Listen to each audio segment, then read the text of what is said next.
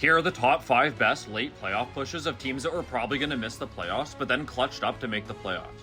Some people may not know this, but the 08-09 Penguins were actually pretty mediocre until the final quarter of the season. But they went on a 16-2-3 run to go from 10th in the East to 4th and then win the Stanley Cup. The 2001 Kings were 6 points back at the playoff line with 22 games remaining. This might not sound too bad, but it's a surprisingly large hill to climb. But they would win 13 of those games and only lose twice in regulation to barely sneak into the playoffs 2 points above the Coyotes. In recent years, the St. Louis Blues have been notorious for playing much better in the second half of the season. Last year, they were 8 points back at the playoff line nearing the final quarter of the season. But they were the best team in the league in that final quarter. And it came all the way down to a tiebreaker for them to sneak in as the final wildcard team above the Calgary Flames.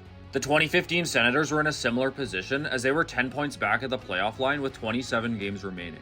99% of the time, their season might as well have been over. But this was when goaltender Andrew Hammond became the Hamburglar, and he helped propel the Senators on a legendary run to make the playoffs as the first wildcard team. But in my opinion, the 2008 Capitals had the best late season comeback of all time.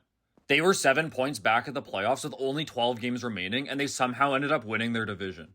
This shorter timeline actually makes the comeback even more impressive than teams that might have had a larger point gap but a longer timeline. As part of this 11-1 run, they beat the Hurricanes twice to take over the division lead. Even if they went on this 11-1 run but their one loss was to the Hurricanes, they wouldn't have made the playoffs. Which just adds to the layers of why I think this was the clutchest late season comeback of all time.